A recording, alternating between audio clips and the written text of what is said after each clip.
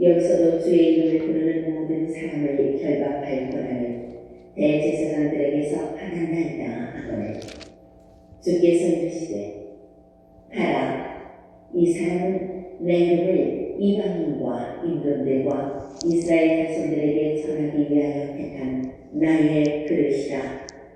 그가 내 이름을 위하여 얼마나 고난을 받아야 할 것을 내가 그에게 보이리라 하시니, 아나니아 박사가 그 집으로 들어가서 그에게 안수하여 이르되, 형제 사울아, 주 곧 네가 오는 길에서 나타나셨던 예수께서 나를 보내어 너로 다시 보게 하시고 성령으로 충만하게 하신다 하니, 즉시 사울의 눈에서 비늘 같은 것이 벗어져 다시 보게 된지라. 일어나 세례를 받고 음식을 먹으며 강건하였지니라. 아멘. 오늘은 아나니아와 같이라는 제목으로 말씀을 전하도록 하겠습니다. 인생을 살아가면서 누구를 만나느냐에 따라 인생의 행로가 달라지는 것을 우리는 보게 됩니다. 오늘 설교를 준비하면서 한 사람의 인생 스토리가 생각이 났습니다.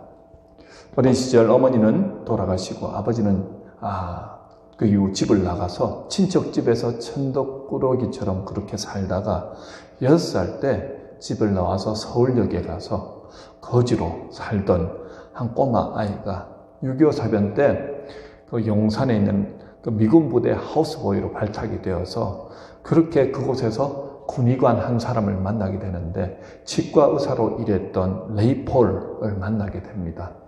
16살 때 그 양자가 되고 19살 때 미국으로 가서 공부를 하게 되지요.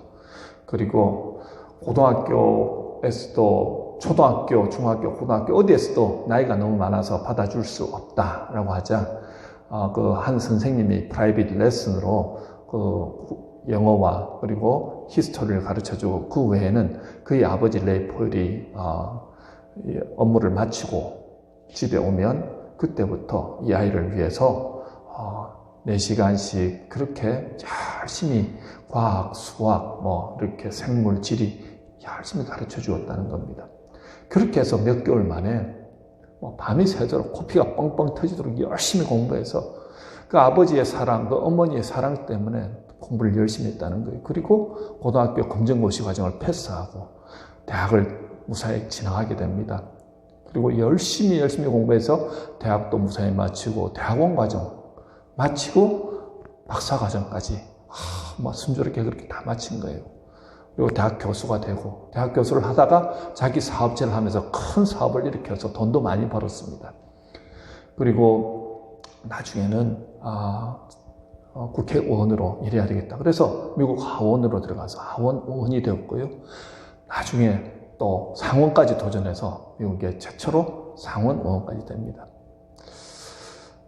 우리가 생각했던 한 고아 아이입니다. 전쟁 때 수많은 아이들이 굶어서 죽거나 이름도 빛도 없이 그냥 그렇게 사라졌던 많은 아이들이 있는데, 한 사람 레이폴이 예수님의 마음으로 그 아이를 섬기고 사랑으로 평생 뒷바라지 해주고 양자로 삼아서 공부시켜주고, 그렇게 해서 그 아이가 정말 한 나라를 이끌고 가는 상원의원이 돼서 하나님께 영광 올려드린 그런 삶을 살더라는 겁니다.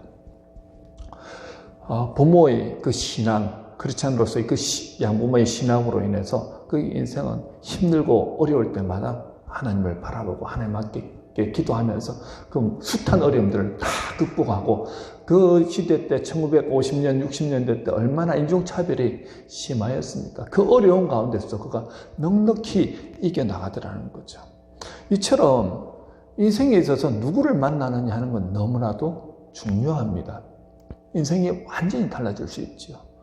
오늘 본문에 예수 믿는 사람들을 핍박하고 때리고 잡아서 감옥에 가두고 심지어는 죽이는데 앞장섰던 그 사울이 다메섹 도상에서 예수님을 만나는 엄청난 경험을 하게 됩니다. 사울아 사울아 네가 어찌하여 나를 박해하느냐? 나는 네가 박해하는 예수라. 너는 일어나 시내로 들어가라. 내가 행할 것을 내게 이를 자가 있느니라.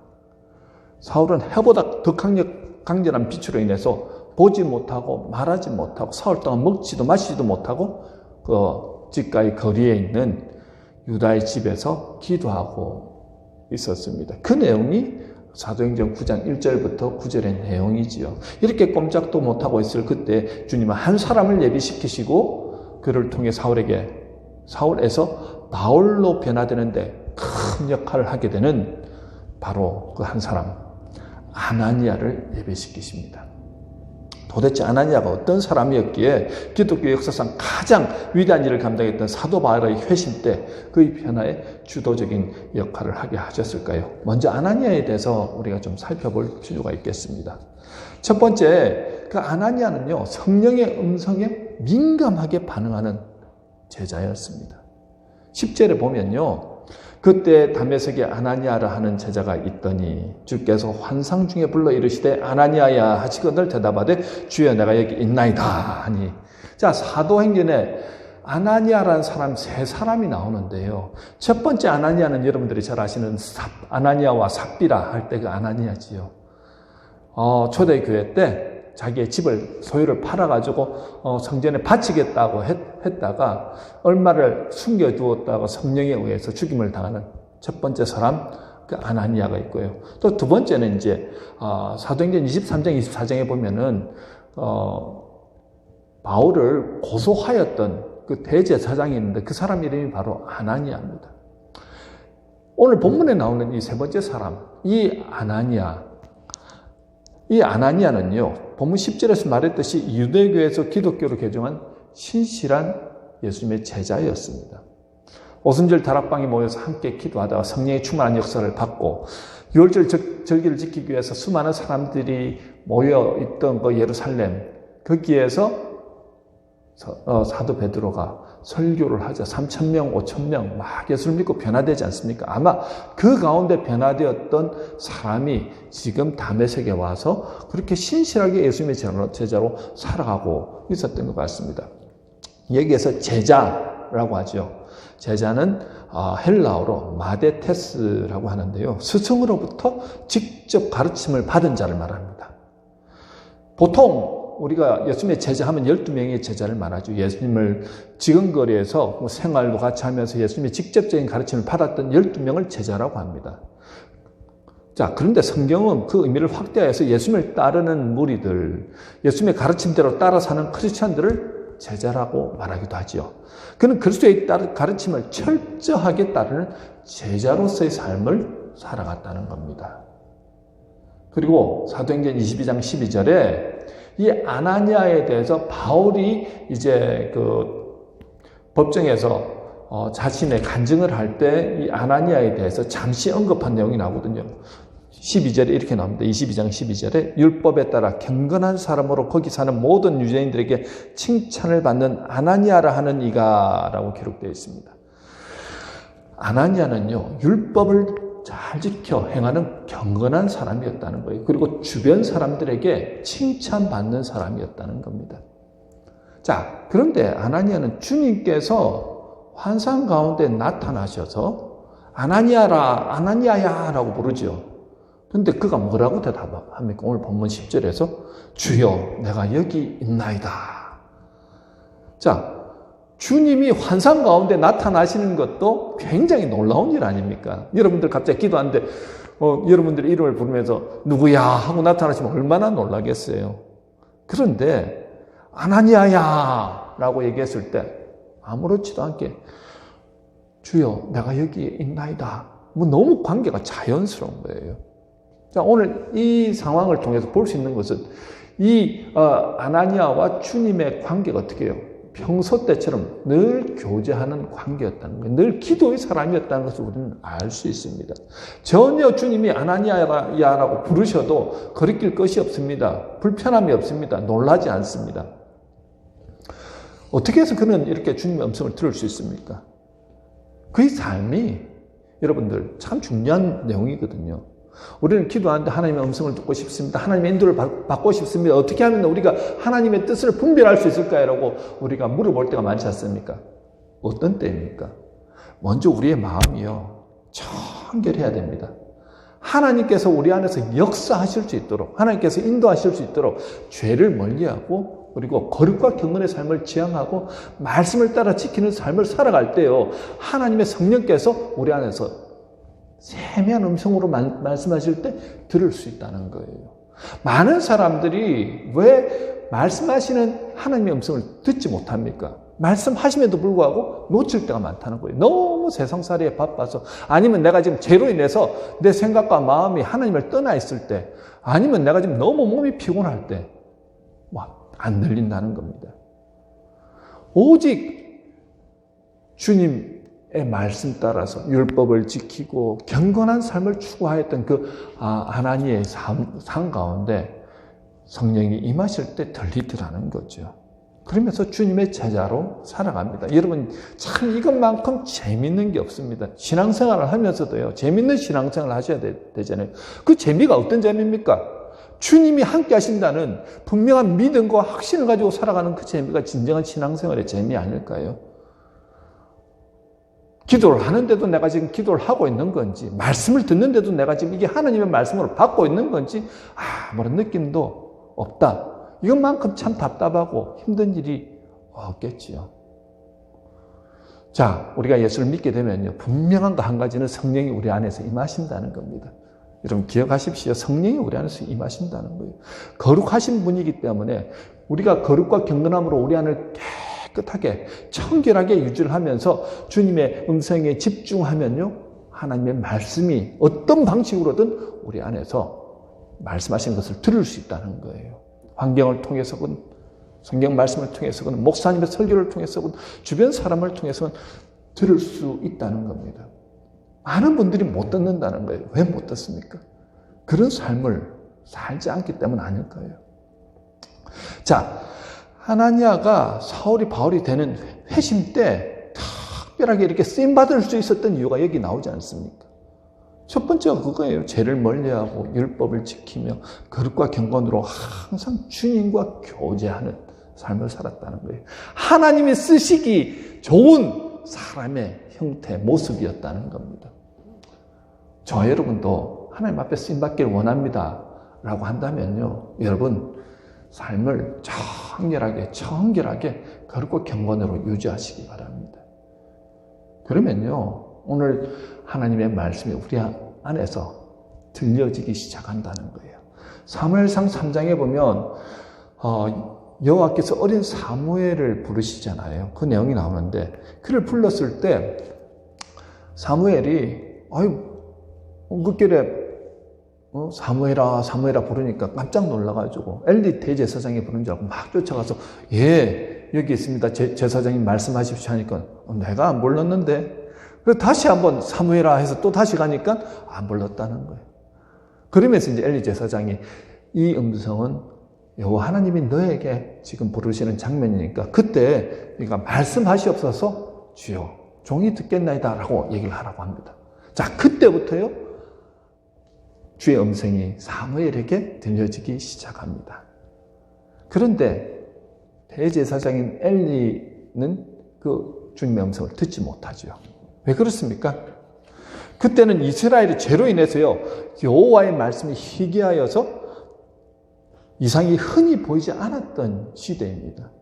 모두가 듣지 못할 때 어린 사무엘에게 하나님의 음성이 들리기 시작하더라는 거죠. 오늘 아나니아를 보면서 하나님의 음성을 들을 수 있었던 이유가요, 금방 말씀드리지 않았습니까? 청결하고 자신이 선택하는 거예요. 나는 오직 주님과 동행하는 삶을 살겠습니다. 거룩함으로 구별한 삶을 살겠습니다. 나는 하나님 없으면 살 수 없습니다. 우선순위에 하나님과 함께하는 삶이 있더라는 거죠. 사람들은요, 많은 사람들이 하나님도 선택하고 세상도 선택하면서 양날을 걸치며 살아가는 삶을 삽니다. 그러면서 하나님 능력 받고 싶습니다, 하나님을 위해서 위대한 일을 하기를 원합니다 라고 얘기를 하는데요, 여러분 기억하십시오. 우리 소견에 옳은 대로 행동해서는요, 어떻게 해요? 하나님 앞에 귀하게 쓰임받기가 참 힘듭니다. 내 소견을 내려놓아야 한다는 거예요. 하나님의 말씀에 절대적으로 순종하고 따라갈 때 하나님이 쓰시기에 정말 좋은 그런 모습으로 준비된다는 거죠. 아무리 성전에서 봉사하는 대제사장이라 할지라도 주님 뜻대로 주님 말씀대로 주님 인도한 대로 살아가겠다고 그렇게 선택하지 않고 세상과 주님 사이를 왔다 갔다 하면서 죄 짓고 싶을 때 짓고 자기 마음대로 그렇게 살아가면 하나님의 음성을 들을 수 없다는 겁니다. 왜 제가 이런 말씀 드리냐면요. 목회자들도 마찬가지고요. 모든 성도도 마찬가지입니다. 제사장이었던 엘리의 두 아들 홈리와 비나스 그들도 여전히 듣지 못했습니다. 왜 듣지 못했습니까? 성소에서 수정드는 여인들과 부정한 짓을 하고 하나님께 먼저 올려드려야 할 재물을 자신의 이득을 위해서 취했다는 거죠.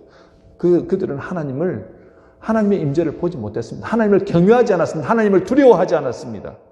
그러니 영의 눈과 귀가 다 닫혀버리더라는 거예요.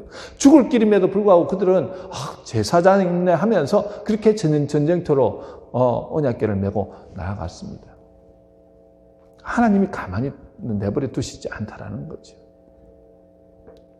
많은 사람들이 세상과 주님 사이에 양다리를 거치면서 또 그렇게 살아갑니다. 그러면서 하나님의 음성 듣기를 원하고 하나님 앞에 귀하게 쓰임받기를 원한다고 말합니다. 여러분, 이렇게 해서 하나님의 뜻을 분별할 수 없다는 것이요. 선택하시라는 겁니다. 물론 우리의 의지가 약해서 선택해도 또 쓰러지고 넘어질 수 있지만 저는 믿는 것 한 가지는 있습니다. 주님, 저희가 주님 사랑하는 거 아시지요? 주님 사랑하는데도 의지가 약해서 연약해서 또 쓰러지고 넘어집니다. 그렇지만 주님 사랑하기 때문에 저는 주님을 추구하며 주님만 바라보며 주님의 음성 듣기를 원하며 나아갑니다. 실패하더라도 일어서서 어떻게처럼 주님 앞에 나아가는 거예요. 그렇게 하다 보면 우리 안이 점점 어떻게 해요? 이제는 거룩과 경건한 삶으로 이렇게 하나님 쓰시기에 놀라운 위대한 역사에 그렇게 사용되어질 수 있다는 거죠. 자, 두 번째 아나니아는요, 주님 말씀에 기꺼이 순종하는 제자였다는 겁니다.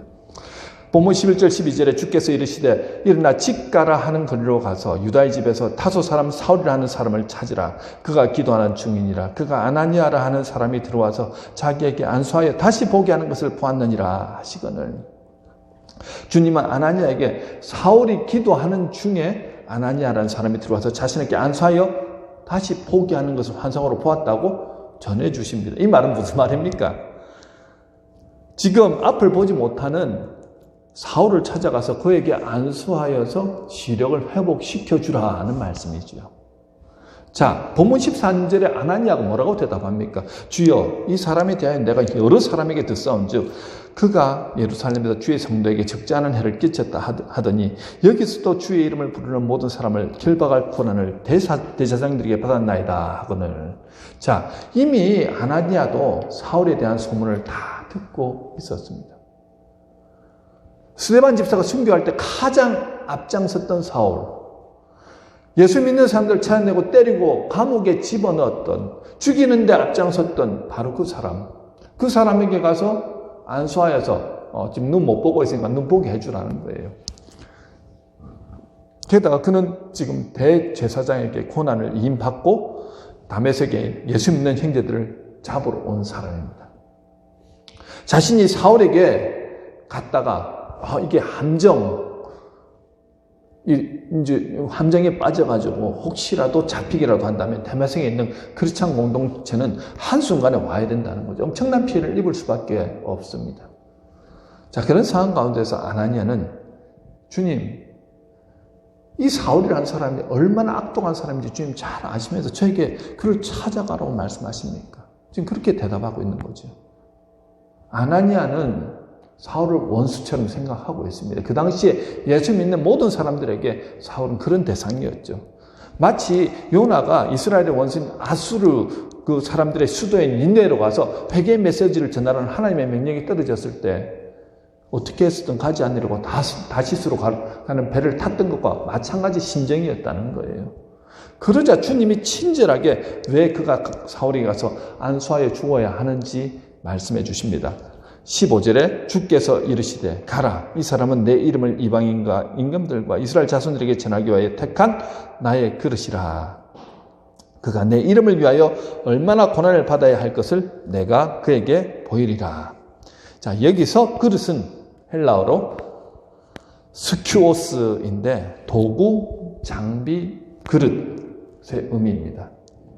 즉 주님은 그를 이방인의 사도로 삼아서 이방인들과 임금들과 이스라엘 자손들에게 복음을 전하기 위한 그런 도구로 택하였다는 거예요. 사울은 자신의 성공을 위해서 달려온 사람입니다. 그는 자신의 그릇을 채우기 위한 일생을 살아왔습니다. 하지만 예수님은 그를 복음을 위한 택한 그릇으로 변화시켜 주실 것을 말씀하고 있습니다.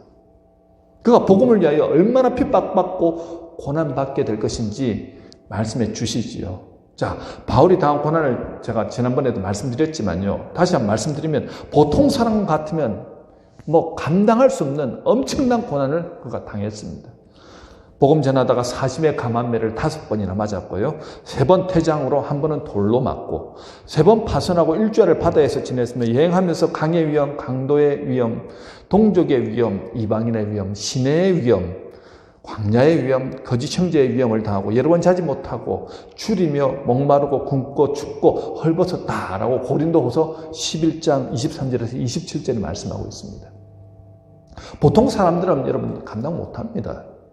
하지만 바울이었기에 능히 감당할 수 있었습니다. 그가 젊은 시절 크리스찬들을 형제들에게 행했던 그 온갖 핍박과 악동한 일을 저질렀기에 그 빚을 갚는다는 심정으로 더 열심히 복음을 전파했습니다.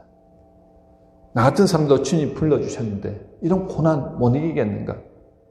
그 은혜에 감사해서 계속 믿음으로 그는 나갈 수 있었습니다.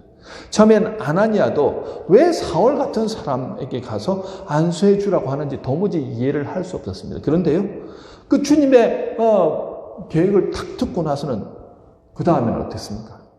곧바로 순종합니다. 아, 그랬군요. 주님의 뜻이군요. 여러분, 우리 하나님의 때때로 도무지 이해되지 않는 명령을 내리실 때도 있습니다. 머리로는 왜 이런 명령을 내리시지? 하지만 전지전능하신 하나님은요, 우리보다 더 분명한 계획을 가지고 미래를 내다보시며 앞서 행하신다는 사실을 분명히 여러분 기억하시기 바랍니다. 여러분, 하나님 말씀에 순종한 것은요, 결코 쉽지 않습니다. 순종의 길은요, 아브라함처럼 부르심을 받았을 때 갈 바를 알지 못한 채 나가는 길이기도 하고요. 노아처럼 세상 사람들의 조롱과 비난을 감수하고 하나님의 약속을 신뢰하며 나가는 믿음의 길이기도 합니다. 모세처럼 세상 최고 권력자 앞에 서야 하는 그 두려움으로 나가는 길이기도 하다는 거예요. 하지만 여러분 기억하십시오. 주님께서 말씀하신다. 그러면 주님께서 함께 하신다는 말씀입니다. 내가 책임지겠다는 거예요. 내가 너 지금 이해되지 않지만 너와 사울을 위해서 내가 계획이 있다는 거예요. 네가 순종하여 가기만 한다면 너를 통해서 놀라운 일을 내가 이룰 것이다. 하나님의 분명한 선포라는 거죠. 여러분, 이런 때 우리가 해야 될 게 뭐라고요? 우리의 고집, 우리의 계획 내려놓으십시오. 그리고 하나님의 선하심과 그가 행하실 일에 대해서 여러분 기대하면서 기도하면서 나아가는 겁니다. 그러면요, 우리를 통해서 하나님께서 놀라운 일들을 이루어 나가신다는 거예요. 역사의 순간에 우리가 하나님께 귀하게 들려서 쓰임받는 그릇들이 된다는 겁니다. 세 번째, 아나니아는 하나님의 위대한 일에 순종하였지만 자신의 공로를 자랑하지 않더라는 겁니다. 17절, 18절 보면요, 아나니아가 떠나 그 집에 들어가서 그에게 안수하여 이르되 형제 사울아, 주 곧 네가 오는 길에서 나타나셨던 예수께서 나를 보내어 너로 다시 보게 하시고 성령으로 충만하게 하신다니 즉시 사울의 눈에서 비늘 같은 것이 벗어져 다시 보게 된지라. 일어나 세례를 받고. 자, 18절에 즉시라는 단어가 나오죠. 이 즉시라는 단어를 쉬운 성경에서 뭐라고 말합니까? 그러자라고 나옵니다. 그러니까 그러자라는 단어는 앞부분의 원인 제공에 대해서 결과로서의 표현 아닙니까? 이미 주님이 바울의 마음을 다 변화시켜 놓으셨습니다. 이런 주님이 다 하셨다는 거예요. 그런데 마치 겉으로 보면 아나니아가 다 한 것처럼 그렇게 형식을 취하고 있습니다. 자, 아나니아가 순종하였기에 사울이 변화된 것 같지만 사실 이루신 것은 하나님이 다 하신 것이지요. 오늘 우리가 생각해 보아야 할 것은요, 우리가 주의 일을 할 때 나 때문에 교회가 부흥했다, 나 때문에 우리 구역이 든든하게 성장했다, 나 때문에 이 정도까지 이루어졌다, 뭐 이런 생각을 하실지도 모르겠습니다. 하지만 여러분, 이 생각은 하나님이 가장 싫어하는 교만이지요.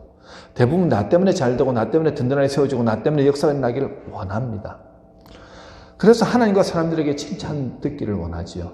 그런데요, 우리 삶의 모든 영역에 하나님이 개입하시지 않으면 결코 일은 이루어질 수 없습니다. 저도 나름 열심히 죽으라고 일했던 적이 있습니다. 주를 위해서. 그 능력이 없으니 열심히라도 일을 하자 해서 열심히 일했습니다. 그런데요, 열심히 일해도 안 되더라고요. 하면 할수록 더 힘들고 스트레스 받고 관계가 더 힘들어지더라는 겁니다. 왜 그럴까요? 내가 이만큼 했으니까 인정받고 칭찬받고 싶은 마음이 막 생깁니다. 자, 그렇게 내 자신이 사람들에게 인정받고 칭찬받는 데 집중하니까 그런 칭찬이나 인정이 채워지지 않으면 더 좌절되고 실망하고 다운되는 겁니다. 왜 그렇습니까? 우리가 잘 생각해 보십시오. 하나님의 영광을 위해서 일한다고 하지만 실상은 모든 것이 나를 위한 일이었다는 거죠. 여러분, 내 힘 빼고 오직 주님 바라보면서 주님의 도우심 구하면서 주님 말씀대로 순종하면요, 그것이 하나님이 기뻐하시는 일이라고 한다면 너무 막 내가 뭔가를 해서 애쓰면서 하려고 하지 않아도 일이 되더라는 거예요. 자연스럽게 되는 놀라운 은혜가 임하더라는 겁니다. 우리가 하나님이 함께 해주셔야 안 될 일도 됩니다. 믿습니까, 여러분? 그런데 하나님이 함께 하시지 않으면 될 일도 안 되더라는 거예요. 여러분, 그 원리를 꼭 기억하시기 바랍니다. 출애굽 때 모세가 바로 앞에서 우리가 지금 계속해서 출애굽기 새벽기도 강의하잖아요. 손을 들 때마다 재앙이 일어나지 않습니까?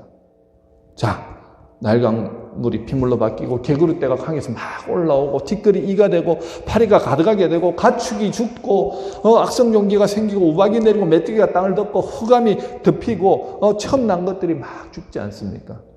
모세가 정말로 그런 신비한 능력이 모세 자신으로부터 흘러나온 겁니까? 아니지요. 모세는 그냥 손든 것밖에 없습니다. 여러분 기억하십시오. 모세가 갑자기 이렇게 손을 내미니까 막 그 손에서 뭔가 나가는 그런 거, 광선이 나오고 그런 게 아니라는 거예요. 그 손을 들었을 때 그 사인을 보고 하나님께서 어떻게 해요? 재앙을 애굽 사람들에게 내리시더라는 겁니다.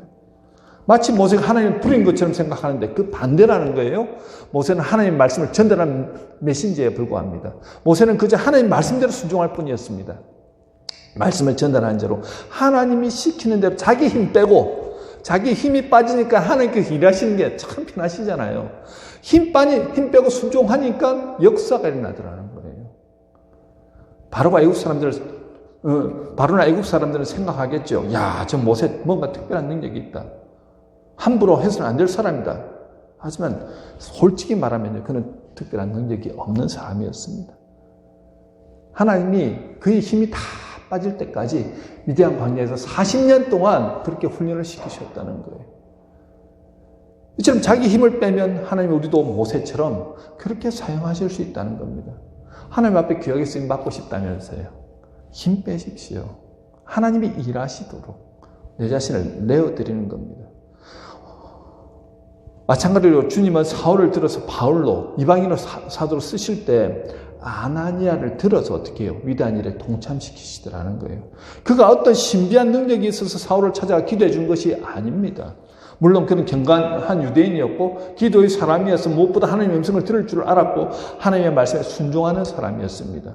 하지만 그는 자신의 공로를 드러내거나, 야, 저 위대한 사도 바울, 내가 그때 기도해 줘가지고 그 사람 이렇게 위대한 일을 감당하고 있어, 자기 자랑하지 않더라는 거예요.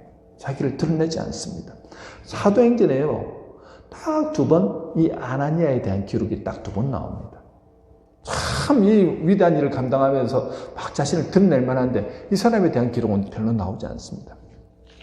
아나니아는 기꺼이 도구로서 사울을 바울로 변화시키는 데 쓰임받았다는 거죠. 하지만 나 때문에 사울이 바울 됐다 주장도 자랑도 하지 않더라는 겁니다. 여러분, 이게 참 중요하다는 거예요.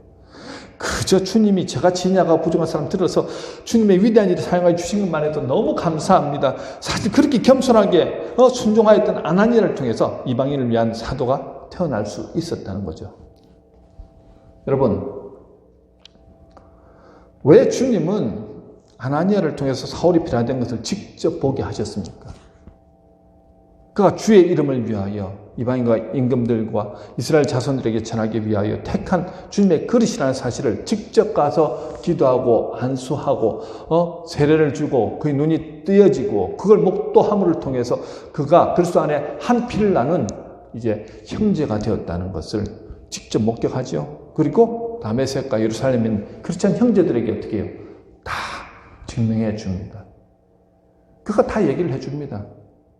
이제 이 사람은 더 이상 우리를 괴롭히던 사울이 아니다. 이 사람은 변화되어진 바울이다라는 것을 다메섹에 있는 크리스찬 공동체에게 그리고 예루살렘의 공동체에게까지 전달해 주는 역할을 하게 되지요.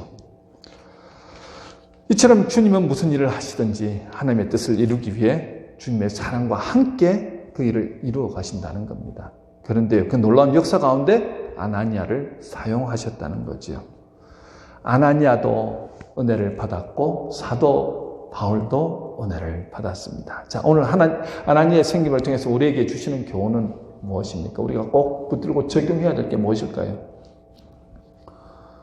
여러분, 우리가 세상 일로 바빠서 그저 주일 예배 한번 드리는 것을 만족하는 인생이 아니라 하나님의 역사에 동참함을 통해서요, 나로 인해 누군가 하나님 앞에 귀하게 쓰임받는 역사를 보게 된다면 이보다 더 좋고 행복한 일이 어디 있겠습니까?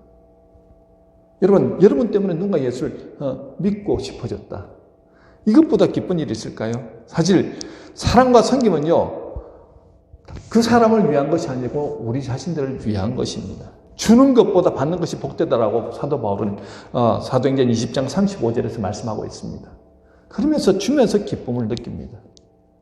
마태복음 25장에 보면요, 인자가 천사와 함께 이 땅에 올 때 양과 염소를 나눠주실 것인데 양된 자들은 구원을 받을 것이고 염소된 자들은 저주를 받을 것이라고 말씀하죠. 자, 그 양과 염소의 나눔의 규칙이 뭐라고요? 마태복음 25장 40절에 나오죠. 임금이 대답하여 이르시되 내가 진실로 너에게 이르노니 내가 여기 내 형제 중에 지극히 작은 자 하나에게 한 것이 곧 내게 한 것이다 라고 말씀합니다. 무슨 말씀입니까? 지극히 작은 자는 가난한 자, 소외되는 자, 어린아이, 과부, 이 땅에서 도와주지 않고서는 결코 살아갈 수 없는 그런 사람들 아니겠습니까? 아무것도 기도할 수 없는 사람들에게 예수님에게 하듯 그렇게 사랑으로 섬길 수 있겠냐는 거죠. 치과의사 레이폴이 가난한 고아 신호범 그 어린 청소년을 자신의 양자로 삼아서 평생을 사랑과 섬김으로 친아들 대하듯 그렇게 대해주었다는 거예요. 사랑으로 섬겨준 게 어떻게 사람이 바뀌더라는 겁니다. 오늘 아나니아도 마찬가지였어요. 자기는 까딱 잘못하다가는요, 이게 혹시라도 그 유대인 공동체 안에서 잡혀가지고 크리스찬 공동체가 큰 위험을 당할 수도 있는 그런 상황 가운데서 그는 하나님의 뜻을 들었고 하나님의 뜻에 순종하여서 그렇게 나아가서 사도 바울을 어떻게 해요? 사울을 바울 되는데 그렇게 섬겨주더라는 거죠. 안수함을 통하여서 눈이 뜨여지고 세례를 받고 크리스찬 공동체로서 위대한 일을 감당하는 놀라운 역사를 이루게 하더라는 겁니다. 여러분, 많은 사람에게 그럴 필요 없어요. 한 사람입니다. 한 사람에게 예수님 대하듯이 그렇게 한번 해보십시오. 그 한 사람이 변화되어서 정말 세상을 변화시키는 놀라운 일을 합니다. 오늘 아나니아 때문에 사울이 그런 일을 하게 되었고요. 레이폴 때문에 신호범 상원의원이 그렇게 변화되지 않았습니까? 참 부끄러운 고백이긴 하지만요. 저도 제 안에 왜 무엇이 문제인가를 참 몰랐습니다. 제 안에 있는 문제가 무엇일까? 남을 도와주고 섬겨주는데 내 안에 기쁨이 없더라는 거예요. 아마 여러분들도 그런 걸 느껴보셨는지 모르겠습니다. 왠지 모르겠지만 하면서 참 힘든 거예요. 내가 내 힘으로 내 의지로 도와줍니다. 주님께 하듯 한 것이 아니라 목사이기 때문에 어쩔 수 없이 그렇게 했던 내 모습들을 발견할 수 있었습니다. 제가 바이올린을요 6년 동안 가르쳐 주었습니다. 무료로. 바이올린을 가르치고 나면요 너무너무 몸과 마음이 너무 지치는 거예요. 너무 힘이 듭니다. 내 마음속에 아이들을 잘 가르치고 싶어하는 열정이 뛰어납니다. 열심히 가르쳤습니다. 그런데 연습해오지 않는 아이들을 보면서 내가 40년 전에 여러분들 40년 전에 원레슨비에 1시간에 10만 원씩 주고 배웠던 건데 이 아이들은 이 귀한 바이올린 레슨을 받으면서도 감사한지도 모르고 연습도 안 해오고 그렇게 하니까 제가 막 마음 가운데 화가 나는 거예요. 가르쳐 주면서도 기쁨이 없습니다. 과거에 목사가 아닐 때 레슨비를 많이 받고 아이를 가르치면 부모님들이 선생님 하면서 얼마나 감사하고 아이들 연습도 열심히 시켜서 보냅니다. 그런데 무료로 가르쳐서 그런지 연습을 잘 안 하면 그렇게 제가 화가 나는 거예요. 그러면서 제가 했던 생각들이 바이올린은 무료로 가르치면 안 되는 거구나 막 그런 생각을 했거든요. 제가 시간이 남아 돌아서 가르치는 것도 아니고 처음부터 전도 목적으로 시작했는데 중간에 포기하기도 그렇고 너무너무 고통스러운 거예요. 제가 어떤 분들한테는 제 마음의 고통을 이렇게 토로하기도 했습니다. 근데 여러분 참 신기한 일은요. 제가 요즘은 아이들 가르치는 것이 전혀 힘들지가 않습니다. 제가 왜 이런 말을 하겠습니까? 극복이 됐으니까 하는 거예요. 부끄러워서 하지 못하는 얘기인데 극복이 되더라는 거예요.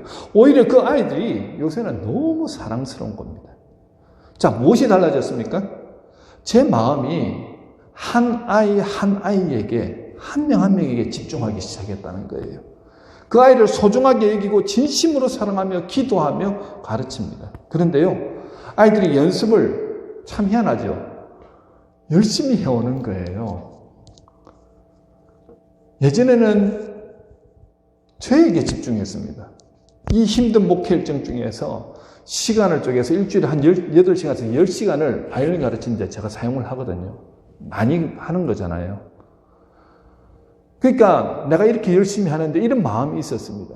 나에게 집중했는데 그 아이들 그때도 열심히 따라오는 아이들이 있었지만 열심히 하지 않는 아이들 보면요. 그렇게 마음이 속상하고 하고 나면은 막 몸이 너무너무 지쳤는데 지금은 저의 성김이나 헌신에 집중한 것이 아니고 한 아이에게 집중하다 보니까 내 마음속에서도 그게 달라지는 것 같아요. 아이에게 이렇게 말하는 것이라든지 그 생각이라든지 뉘앙스가 달라지다 보니까 아이들이 막 잔소리를 하거나 이러지도 않는데 연습을 열심히 해가지고 오는 겁니다.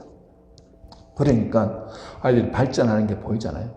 발전하는 게 보니까 더 열심히 가르쳐 주잖아요. 그러니까 부모님들이 좋아하시잖아요. 그러니까 가르치는 사람도 행복하고 아이들도 행복하고 부모님도 행복하고 모두가 행복한 겁니다. 그때 제가 한 가지를 발견했습니다. 정말 사랑과 섬김으로 정성껏 기도하면서 최선을 다해서 가르쳐주면 변하는구나. 그때는 바이올린 기술만 가르쳐줬는데 지금은 사랑이 그리고 기도가 함께 이렇게 되어서 가르치다 보니까요. 너무너무 가르치면서도 보람이 있고 재미가 있습니다.